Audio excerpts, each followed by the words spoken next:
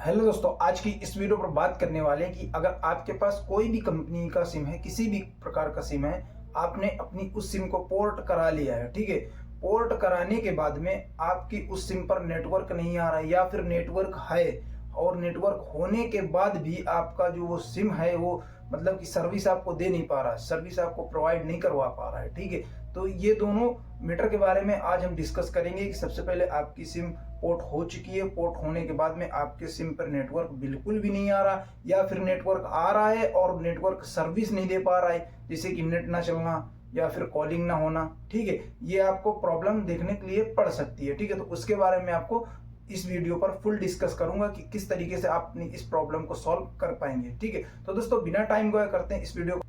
तो दोस्तों आपको मैं सबसे पहले ये बता दूं कि अगर आपने अपनी सिम को पोर्ट करा लिया है, ठीक है, और आपके सिम पर नेटवर्क आ रहे हैं फिर भी आपका सिम काम नहीं कर रहा है, तो सबसे पहले आपको अपनी सिम को एक्टिवेट कराना है। ठीक है, तो एक्टिवेट कराने के लिए देखो, जैसे कि आपने अपनी सिम को जियो ऑपरेटर में पोर्ट कराया है, ठीक है, तो वहां पे देखिएगा जो आपको कार्ड मिला होगा, मतलब कि जो सिम कार्ड मिला होगा, सिम कार्ड का जो लिफाफा होता है उसके ऊपर आपको देखना है कि यहाँ पे लिखा रहता है कि आप 1977 में मतलब 1977 में आप अगर कॉल करेंगे तो आपका ये सिम एक्टिवेट हो जाएगा, जिसमें से आपको आधार नंबर पूछा जाएगा और आपकी डेट ऑफ बर्थ भी पूछी जा सकती है। ठीक है, इन दोनों में से जो पूछा जाए आपको बता देना है। ठीक है, तो आपका सिम एक्टिवेट हो जाएगा। उसके बाद में अगर आपने एयरटेल ऑपरेटर में गए तो आपको 59,059 मतलब 69069 में आपको कॉल करना है। कॉल करने के बाद में आपका भी यही सेम प्रोसेस रहेगा, उसमें भी आपको कुछ नंबर या तो फिर ओटीपी डालना पड़ेगा। ओटीपी आएगा तो ओटीपी आप डाल सकते हैं या तो फिर आप अपने आधार से वेरीफाई करवा सकते हैं। ठीक है,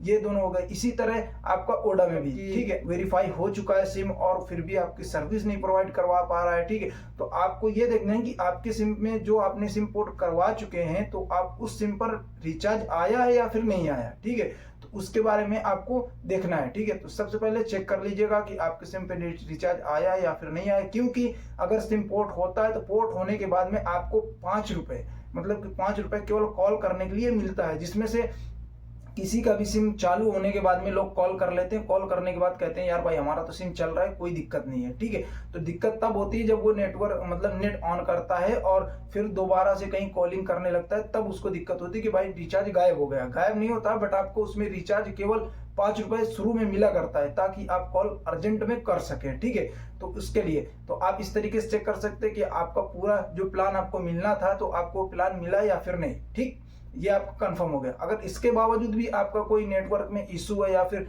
एक दो बार आप फोन को स्विच ऑफ करके देख सकते हैं या फिर कोई नेटवर्क में इशू है, तो आप जिससे जहां पर आप अपनी सिम को पोर्ट कराया तो आप वहां पे जाकर या फिर आपके गांव में अगर बंदा आया है पोर्ट करने तो आप उससे संपर्क कर सकते हैं, या फिर आप किसी दुकानदार से अगर पोर्ट कराएं सिम को तो आप वहां पे जाकर आप उससे संपर्क कर सकते हैं। ठीक है, उसके बाद मैं आपको बता रहा हूँ कि आप और किस तरीके से, जैसे कि आपके सिम में नेटवर्क ही नहीं शो हो रहा तो उसके लिए आप क्या कर सकते हैं। ठीक है, तो सबसे पहले आपको अपनी पुरानी वाली सिम को देखना है, उस पे आपके पुरानी वाली सिम पे नेटवर्क है या फिर नहीं, आपकी उस पुरानी वाली सिम पे नेटवर्क शो हो रहा है या फिर नहीं। तो अगर आपकी वो पुरानी वाली सिम पे नेटवर्क शो हो रहा होगा, ठीक है, तो आप मान के चलिए आपका सिम पोर्ट अभी नहीं हुआ है। ठीक है, अगर आपका सिम पोर्ट हो चुका होता तो आपकी उस पुरानी वाली सिम के नेटवर्क गायब हो गए होते थे। ठीक है, तो इस तरीके से आप ये देख सकते हैं। ठीक है, और तब भी अगर दोनों सिम के नेटवर्क गायब हो चुके हैं, जैसे पुरानी वाली भी सिम है और नई वाली भी सिम है, दोनों के नेटवर्क गायब हो चुके हैं और आपको प्रॉब्लम देखने में आ रही कि आपका नेटवर्क कुछ शो ही नहीं हो रहा, आपका काम नहीं हो पा रहा, तो उसके लिए आपको क्या करना पड़ेगा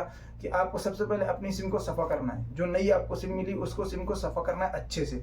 फिर उसके बाद में आपको ये देखना है कि आपका जो सिम स्लॉट है वो सही से काम कर रहा है या फिर नहीं। ठीक है, उसके बाद में आपको अपनी सेटिंग में चले जाना है। सेटिंग में जाने के बाद में आपको देखना है कि आपकी कहीं सेटिंग डिसेबल तो नहीं है। जो सिम 1 होती है, सिम 2 होती है, वो कहीं डिसेबल कभी कभी होती है, तो उसको चेक कर लेना है कि आपकी कभी सिम डिसेबल तो नहीं है। ठीक है, उसके बाद में आपको ये देखना पड़ेगा कि आपका जो सिम है अगर तब भी काम नहीं कर रहा तो आपको अपनी उस सिम को केवल और केवल स्वैप कराना पड़ेगा।